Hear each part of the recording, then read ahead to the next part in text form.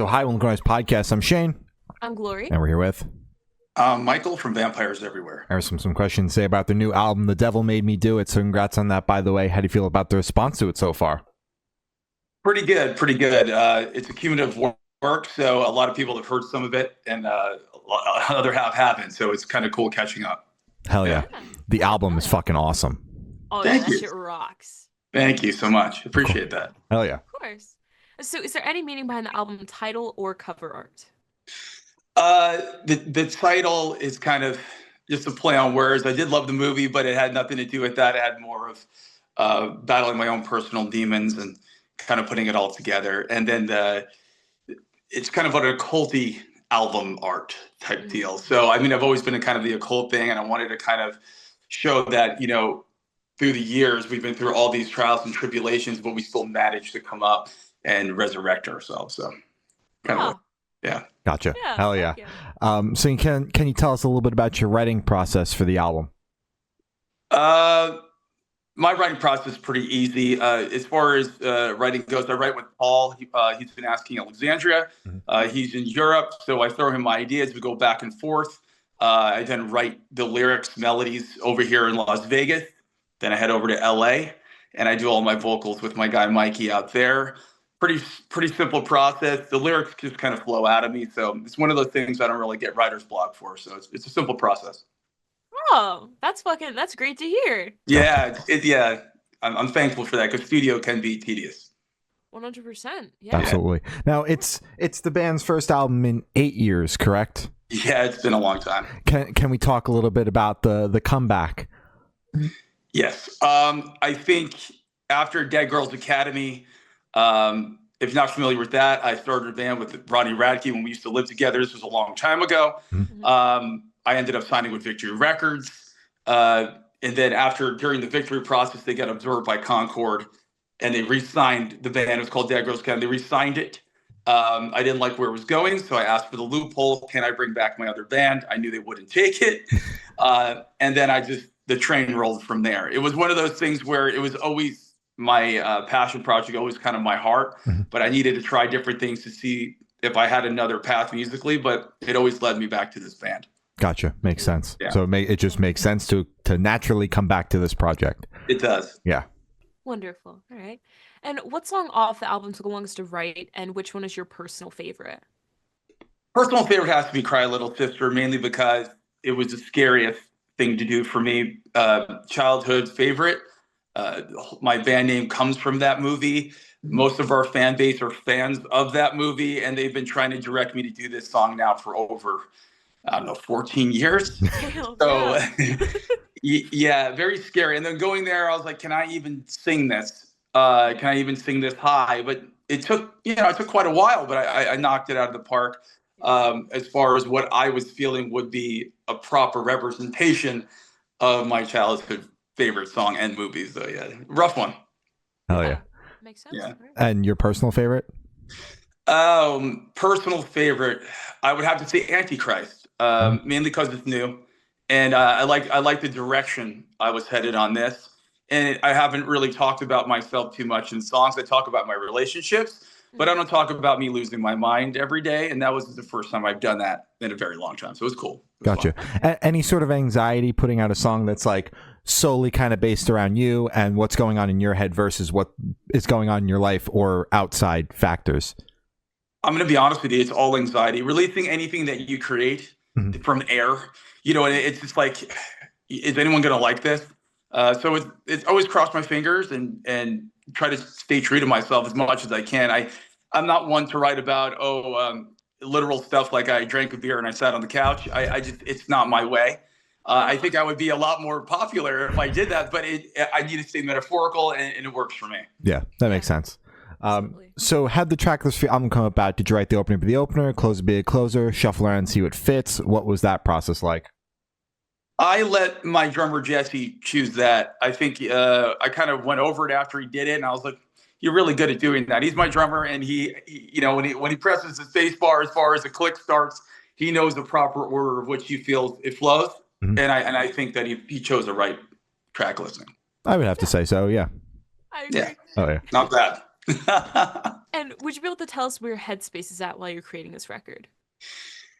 Oh, wow. I mean, I think because this band has so many rebirths, I'm always looking for, just leveling up all of the time, trying to get bigger shows, trying to get bigger festivals, reaching a bigger audience. I wanted to make sure that whatever we're putting out next was where I was musically right now. I started off in this band a long time ago as just a streamer, basically, and I was forced into singing when my keyboardist couldn't do it in 2009. Mhm. So I kept getting better vocally, and I wanted this to be the representation where I was vocally, where I am, with the screaming, and how my writing has progressed. So this was very important for me to show everyone, look, yes, I had the spiky scene hair and I did that whole thing, but we are and nothing against it because I'm still a scene kid, but it's just one of those things that I felt would represent us where we are in 2024. Yeah. 25. So it's pretty much all about like obviously pushing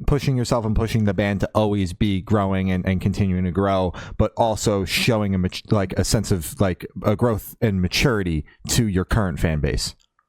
Absolutely, man. I think it's one of those things where I can bring the swoop back, and I can go that way where I'm just adding some electronic elements and throw some auto tune on stuff, but I think it was a moment in time, and I think if you love the band, you'll love our progression, and every album is different.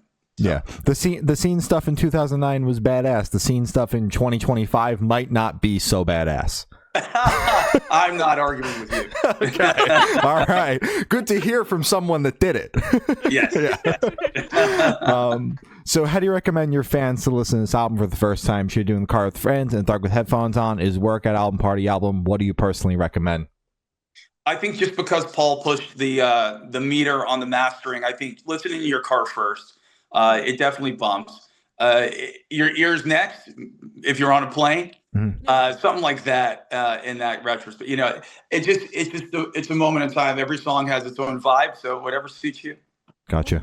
And just curious, how did you listen to it for the first time? First record in 8 years. Was there just a sense of relief, anxiety? Was it just excitement? What was that like? Oh, terrifying. I listened to it in my car, and I listened to the same song about a million times, and I nitpick everything I hate about it. Yep. And, some songs I'm like, oh, I did a good job here. There's no cringe, and I think it's to the point where I'm so to the point of, the itty bitty cells in every bit of the song. It's important for me to listen to the song and not have that moment where I'm like, oh, I could have just done that better. I think I did the best job I possibly could on the record. And I think that I just need to step back and just take a breath and say, okay, cool. Good job. And now what's next? Yeah, absolutely. And it's always good to remind yourself that you're always going to be like your biggest critic, that your fans, the listeners, are not going to be looking at every single minuscule little detail. They're just going to listen to it and go, that's a fucking awesome song, versus you just like, oh, I could have done that little part better. They also hadn't heard the demo or the rough beforehand. Yeah. It's true. It's true. This band's been through a lot of trials and tribulations in the media. When we first got signed, everyone thought we were Twilight Core. I had never read Twilight. I didn't even think about it at the time. Came from the movie The Lost Boys. No one knew that. I got blasted in all the publications about my band and wearing makeup and being signed to Century Media Records and being We Don't Fit and all this stuff. So it's like all these years of just being beaten down by different aspects of the industry. I am insane when it comes to releasing stuff and the image and everything like that to make sure that I believe in it wholeheartedly. So I'm ready to battle any kind of negativity.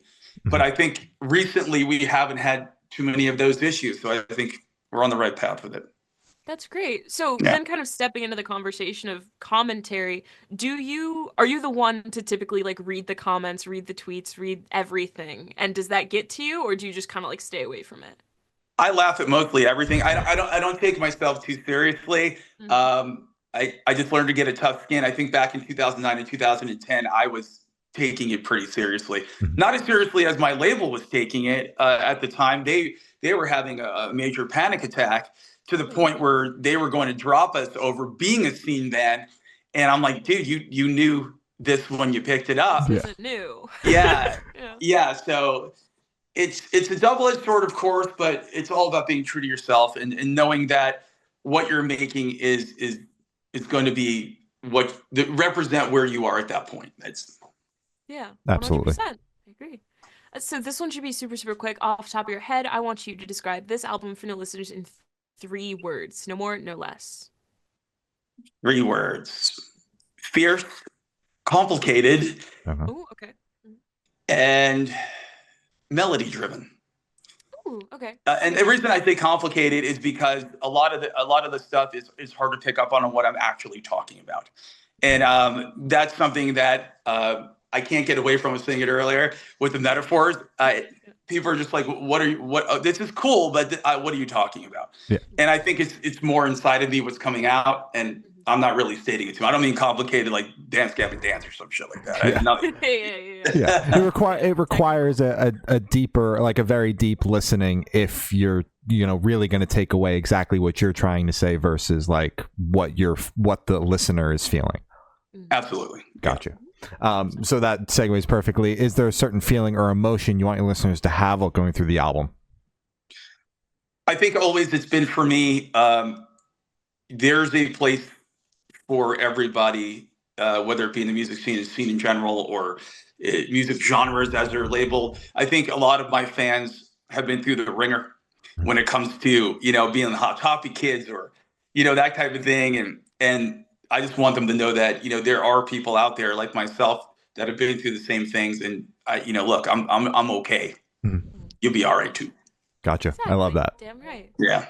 And are you able to touch on any particularly challenging or standout moments during the creation of the album, positive or negative? I think singing "Cry Little Sister" for about 5 hours straight, that was pretty insane to me.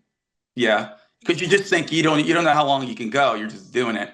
Mhm. So I think that was the hardest part of the record for me. I'm usually like Drake.